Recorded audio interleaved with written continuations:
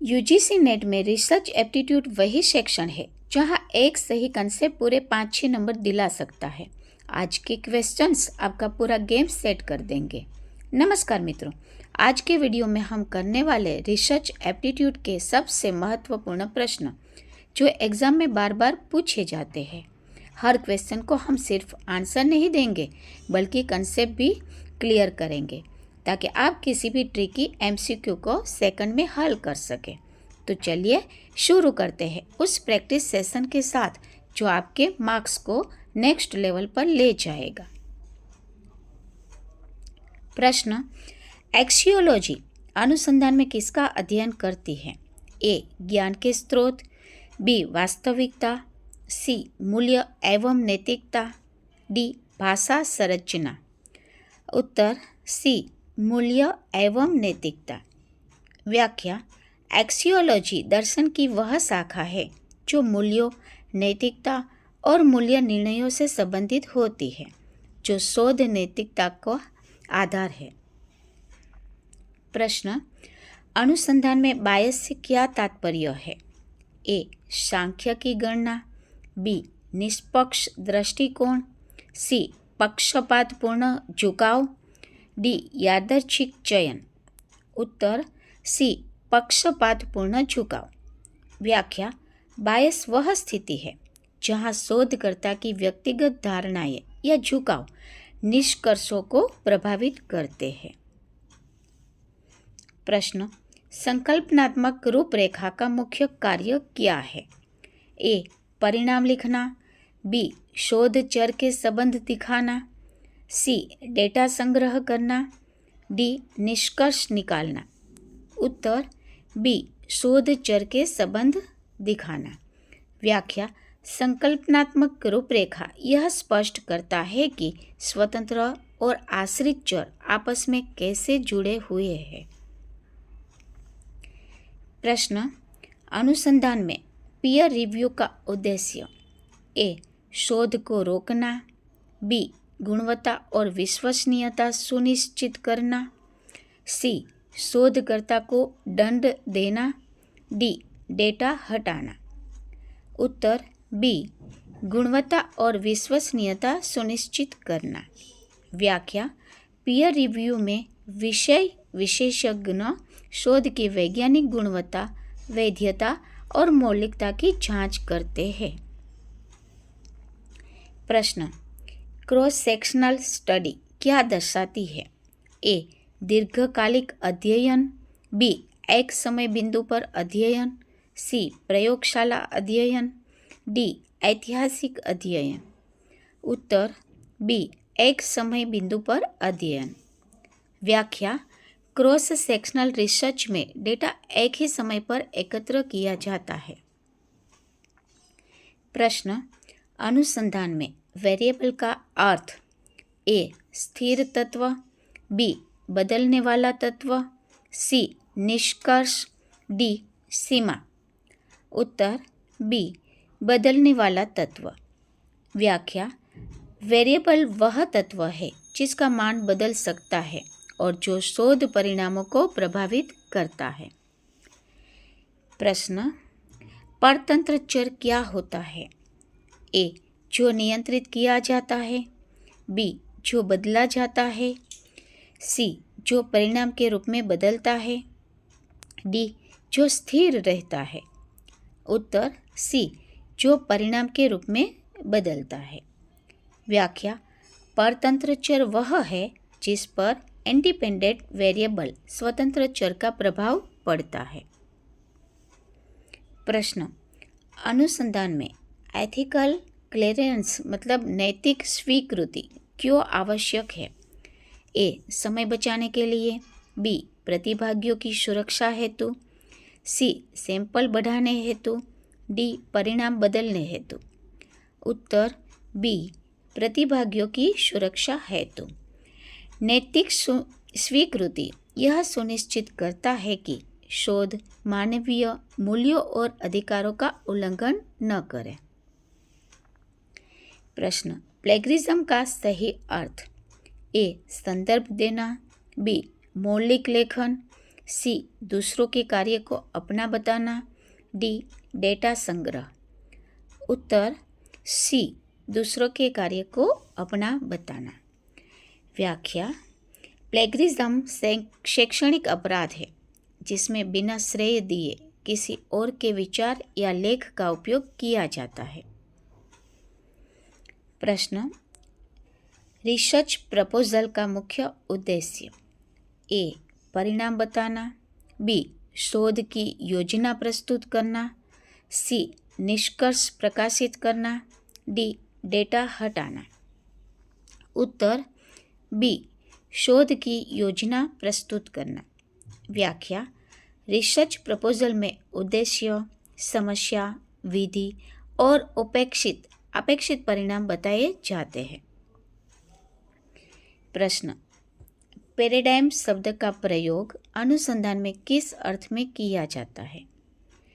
ए सांख्यिकी सूत्र, बी शोध तकनीक, सी अनुसंधान का दार्शनिक दृष्टिकोण, डी डेटा संग्रह विधि। उत्तर सी अनुसंधान का दार्शनिक दृष्टिकोण। व्याख्या। पैराडाइम शोधकर्ता की वह मूल सोच है जो यह तय करती है कि वास्तविकता क्या है, ज्ञान कैसे प्राप्त होगा और शोध कैसे किया जाएगा। प्रश्न। पोस्ट पॉजिटिविज्म किस धारणा को स्वीकार करता है? ए पूर्ण सत्य संभव है, बी ज्ञान पूरी तरह व्यक्तिपरक है, सी सत्य संभाव्य होता है, डी मूल्य शोध से अलग नहीं हो सकते। उत्तर सी सत्य संभाव्य होता है। व्याख्या। पोस्ट पॉजिटिविज्म मानता है कि पूर्ण सत्य तक पहुंचना कठिन है, इसीलिए शोध निष्कर्ष संभाव्य होते हैं। प्रश्न। निम्न में से कौन सा शोध प्रश्न गुड रिसर्च क्वेश्चन की विशेषता दर्शाता है? ए बहुत व्यापक, बी अस्पष्ट, सी अनुभवजन्य रूप में जांच योग्य, डी केवल सैद्धांतिक। उत्तर सी अनुभवजन्य रूप से जांच योग्य। व्याख्या। यूजीसी नेट PYQ के अनुसार अच्छा शोध प्रश्न वही है जिसे डेटा अवलोकन का प्रयोग से परखा जा सके। प्रश्न। इंटरनल वैलिडिटी आंतरिक वैधता का संबंध किससे है? ए परिणामों की सार्वभौमिकता, बी कारण परिणाम संबंध की शुद्धता, सी उपकरण की स्थिरता, डी सैंपल आकार। उत्तर बी कारण परिणाम संबंध की शुद्धता। व्याख्या। इंटरनल वैलिडिटी यह जांचती है कि परिवर्तन वास्तव में इंडिपेंडेंट वेरिएबल के कारण हुआ है या नहीं।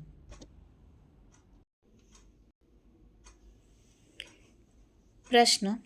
बाह्य वैधता मुख्यतः किस प्रश्न का उत्तर देती है? ए क्या परिणाम स्थिर है, बी क्या उपकरण सही है, सी क्या निष्कर्ष अन्य परिस्थितियों पर लागू हो सकते हैं, डी क्या डेटा पर्याप्त है। उत्तर सी क्या निष्कर्ष अन्य परिस्थितियों पर लागू हो सकते हैं। व्याख्या। बाह्य वैधता का अर्थ है सामान्यीकरण।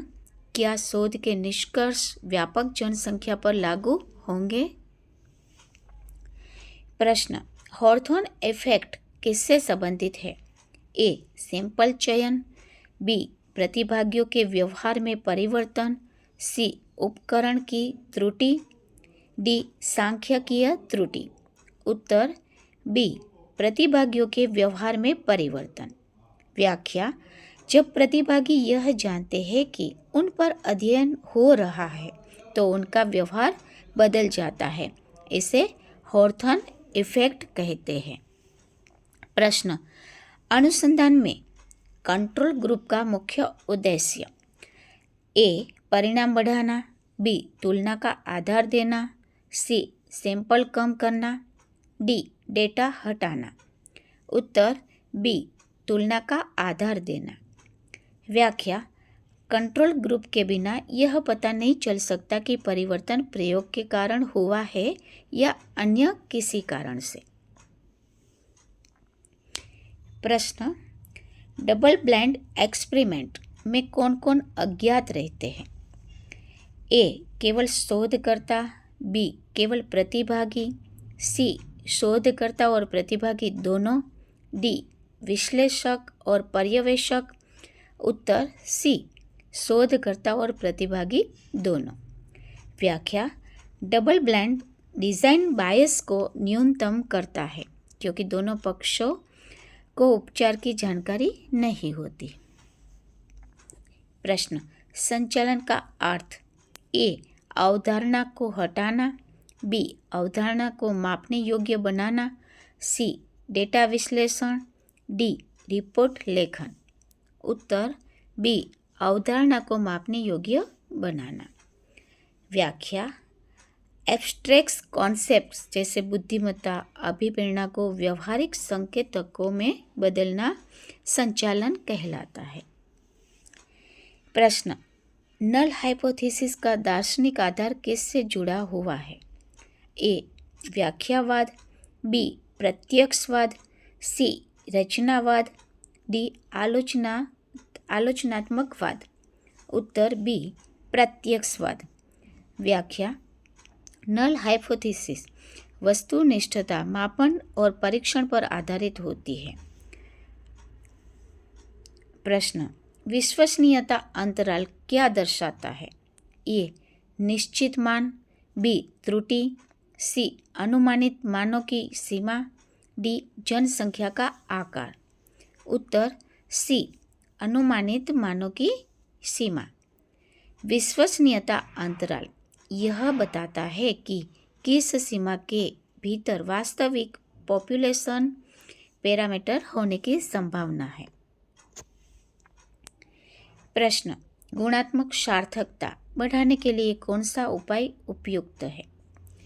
ए, large sample, B, member checking, C, randomization, D, statistical testing. उत्तर बी, मेंबर चेकिंग। व्याख्या, मेंबर चेकिंग में प्रतिभागियों से निष्कर्षों की पुष्टि कराई जाती है जिससे विश्वसनीयता बढ़ती है। प्रश्न, सिलेक्टिव रिपोर्टिंग किस प्रकार की समस्या है? ए, नैतिक उल्लंघन, बी, सांख्यिकीय त्रुटि, सी, नमूना त्रुटि, डी, मापन त्रुटि। उत्तर ए, नैतिक उल्लंघन। व्याख्या, केवल अनुकूल परिणाम प्रकाशित करना और शेष रिसर्च एथिक्स का उल्लंघन है। प्रश्न, थियोरेटिकल सैंपलिंग किस शोध पद्धति से जुड़ा हुआ है? A, survey research, B, grounded theory, C, experimental research, D, historical research. उत्तर बी, ग्राउंडेड थियोरी। व्याख्या, ग्राउंडेड थियोरी में सैंपल चयन उभरते सिद्धांत के आधार पर किया जाता है न कि पहले से तय नियमों पर। प्रश्न, संदर्भित शोध पत्रिका का अर्थ। ए, ओपन एक्सेस जर्नल, बी, बिना समीक्षा वाला जर्नल, सी, सहकर्मी समीक्षा, डी, केवल ऑनलाइन जर्नल। उत्तर सहकर्मी समीक्षा। व्याख्या, समकक्ष समीक्षा वह होता है जिसमें प्रकाशित लेख विशेषज्ञों द्वारा जांच किए जाते हैं। तो दोस्तों, उम्मीद है आज के ये अभ्यास प्रश्न आपको काफ़ी मदद करेंगे। इसी तरह मैं हर यूनिट के अभ्यास प्रश्न लाती रहूँगी। अगर वीडियो पसंद आए तो लाइक करें, शेयर करें और कमेंट में बताइए कि अगला प्रैक्टिस सेट किस यूनिट पर चाहिए। धन्यवाद।